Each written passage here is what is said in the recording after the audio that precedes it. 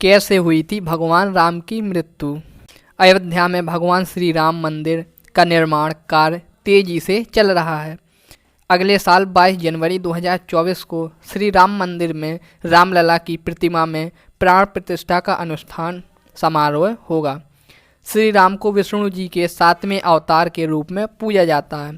प्रभु श्री राम के जीवन से जुड़ी कुछ ऐसी अनसुनी कहानियां हैं जो आज भी सोचने पर मजबूर कर देती हैं। श्री राम के जन्म की कथा तो सभी ने सुनी हुई है, लेकिन क्या आप जानते हैं कि श्री राम की मृत्यु कैसे हुई थी? आइए जाने प्रभु श्री राम की मृत्यु से जुड़ी कुछ कथाओं के बारे में। श्री राम की मृत्यु से जुड़ी कई कथाएं प्रचलित हैं। पहली कथा के अनुसार जब सीता माता ने अपने दोनों बच्चों लव और कुश को प्रभु श्री राम को सौंपा और धरती माता में समा गईं। माता सीता के जाने से प्रभु श्री राम बहुत दुखी हो गए। उन्होंने यमराज से सहमति लेकर सरयू नदी में जल समाधि ली। दूसरी कथा।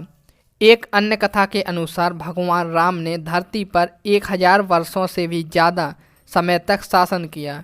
पद्म पुराण के अनुसार भगवान राम जब अपना अवतार काल समाप्त करके एक ऋषि का रूप धारण करके आए, तब यमराज भी एक ऋषि के रूप में आए और उन्होंने राम जी से बात करने का आग्रह किया और यह शर्त रखी कि बात करते समय कोई भी बीच में न आए।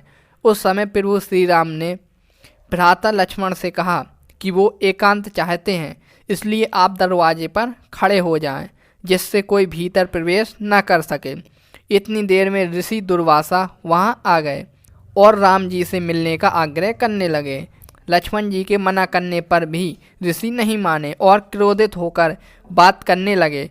लक्ष्मण जी दुर्वासा के क्रोध से बचने के लिए कमरे में प्रवेश कर गए, जहां श्री राम वार्तालाप कर रहे थे। ये देखकर श्री राम भी लक्ष्मण पर कुपित हुए और उन्हें मृत्युदंड न देकर देश निकालत दे दिया। लक्ष्मण जी के लिए वह भी मृत्यु समान ही था, इसलिए वो सरयू नदी में समा गए और शेषनाग का रूप धारण कर लिया। भाई की जल समाधि से आहत होकर श्री राम भी जल समाधि का निर्णय लिया।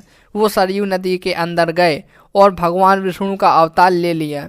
इस तरह श्री राम ने मानव शरीर का त्याग दिया और बैकुंठ धाम चले गए।